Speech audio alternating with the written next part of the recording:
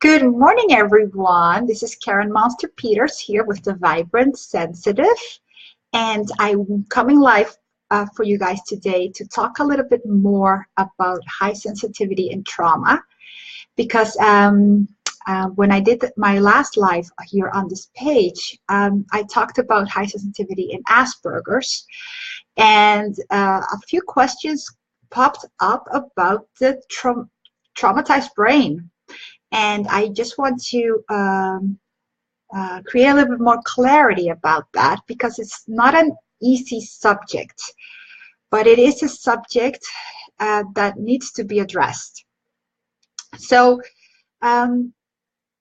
first thing first, as I said before, high sensitivity is not a disorder.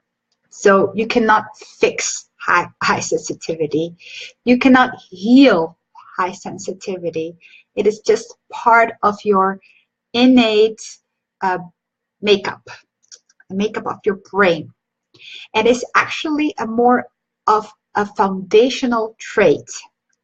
So if we're talking about high sensitivity, we're not all the same. We can never be the same. We all have our different personality traits as well that are driven within our brain through different pathways. That means that, for example, not all highly sensitive people are introverts. Not the case. Not all highly sensitive people are sentimental, for example. A lot of people really think that all highly sensitive people are like this, overly sentimental or romantic, because when we talk about sensitive, we think that everybody's the same. So I don't have a sentimental bone in my body.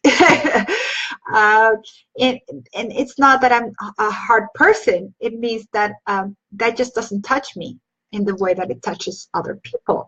I'm not a romantic. So my husband should not come with big romantic gestures. They don't do anything for me. I don't need my birthday to be celebrated. And I actually do not enjoy it at all. So I don't want gifts for my birthday either. Don't enjoy those at all. They don't do anything for me. They don't add any value to my life. So like big sentimental romantic gestures, don't touch me. You know what touches me? My husband helping out. That's love for me. My husband being himself and fully supporting my path. That touches me. So those are the things that, so like another thing about a high sensitivity, it can be combined with many different traits. So introversion, extroversion, you could be a sensation seeker as well and highly sensitive, which is me. I enjoy doing a lot of different things, and it's not about jumping off a plane and things like that, but I get bored easily in the sense that I always need stimulation in my brain to enjoy my path in life. And that means that I can burn out easily because of that. And that's why I'm always very much aware about my boundaries. And I have my routines in place and my self-care in place to make sure that I don't burn out. Lesson learned happened 3 times. So, yeah. So the traumas, high sensitivity and trauma. The highly sensitive brain is not the traumatized brain. That is something that needs to be made really clear. You can become more sensitive, and your brain can become more sensitive because of trauma. But if you were not born that way, if you were not born highly sensitive, you are not highly sensitive as defined by science, as defined by the scientific studies that have been that have been done on the trait high sensitivity. So in that sense, 20%, 15 to 20% of the highly sensitive of every population is highly sensitive, but around 40% is more sensitive. And there you include things like ADHD, autism, or people who have experienced trauma. Okay, what happens when a highly sensitive person experiences trauma? Yes, you then do become even more sensitive. In the same way that a non-highly sensitive person who experienced trauma becomes more sensitive. That means that your brain it's already sensitive, gets trauma, becomes even more sensitive. So you become hypersensitive. Yes, that does happen.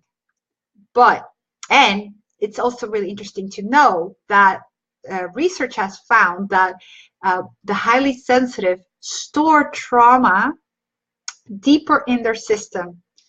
So a lot of clients or a lot of people in my tribe, they ask, why does it seem then that so many highly sensitive have experienced trauma? Well, honestly, a lot of them are just not highly sensitive. They've just been traumatized.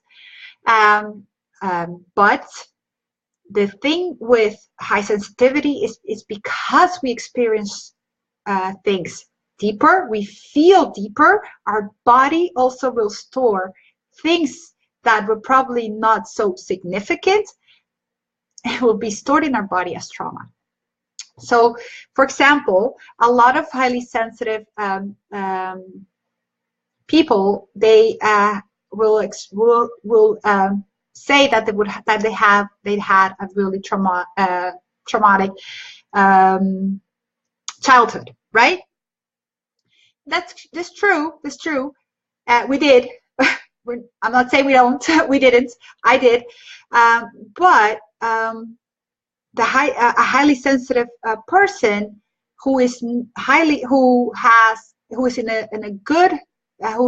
experienced a good childhood, it influences that child more than a non-highly sensitive person. So also a non-highly sensitive person who has had a traumatic childhood will not be as damaged later on as a highly sensitive person. So a good childhood is more important to a highly sensitive person than to a non-highly sensitive person, if that makes any sense at all. It's a difficult subject. It's just really, so that's why it's so important that highly sensitive children have parents who are aware of their high sensitivity, that they are in a school that is aware of their high sensitivity and that will support their highly sensitive traits, because they're easier to be traumatized through those negative experiences than a non-highly sensitive child. So trauma is experienced easier. Negative experiences are experienced as trauma easier by a highly sensitive person. Right? You get that? Because we feel more and we store it deeper in our body. That is one of the main reasons why a lot of highly sensitive people experience a lot of pain through their life later on, because they have stored it so deeply in their body that they can't even access it themselves. It's deep. It's so deep in their system that they don't even know it's there. And it could have been something maybe even really small in life, but it could also be like something really big. And it has been stored in their body, stored in their, even in their cells and in their DNA. And they don't even know how the hell that happens, right? And that's why a lot of highly sensitive people respond really well to energy healing, for example, because the more conventional talk therapy does not access the deeper layers of healing that is necessary to heal trauma that has been stored deeply in the body. So that's why, like a lot of pilots, like myself, I've been doing this healing my trauma, not just because I realize it's there, right? If talk therapy was enough to heal trauma in the highly sensitive, we would all be healed, right? Because it would mean that just awareness was enough.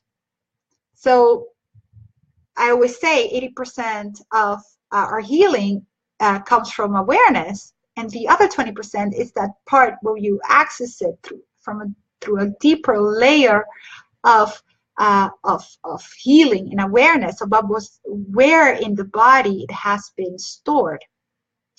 And you can actually do a lot this way. So trauma is a very difficult subject to explore when we're talking about the highly sensitive. So to recap, 1, the highly sensitive brain is not the traumatized brain.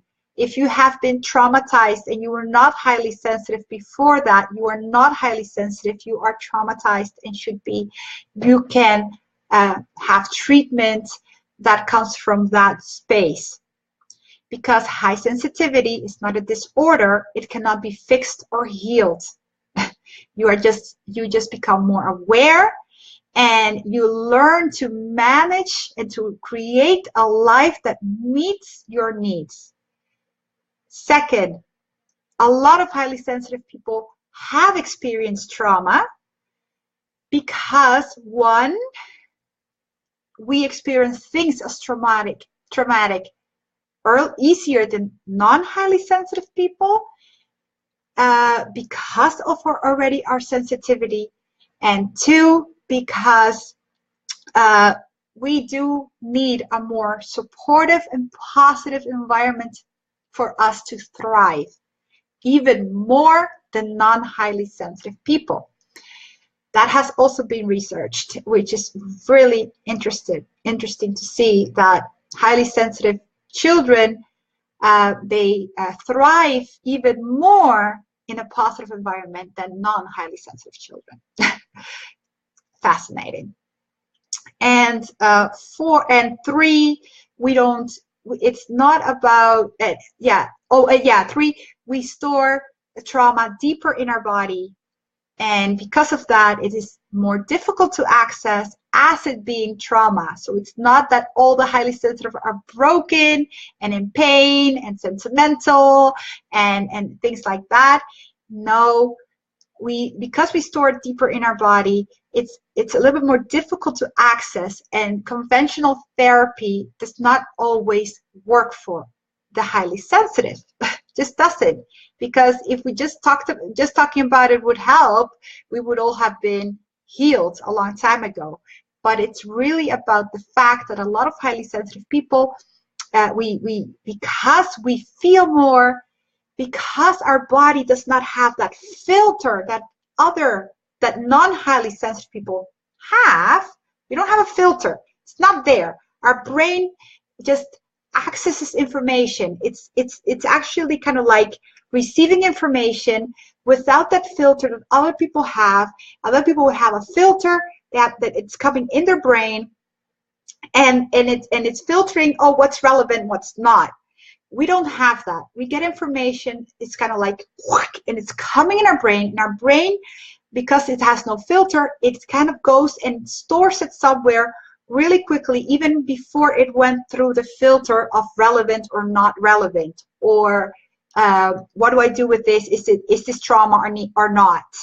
So even things that for other people might not be traumatic, it's easier to be a trauma for a highly sensitive person because we don't have that filter of, and it comes in and it right away hits us. It hits us, and it's stored in the body easier. If we have no way to process it, or sensitive parents who can help you right away process it, or or you don't have any tools that right away help you process all that information and how to actually say, what does it mean for me? But you can actually train yourself to do that.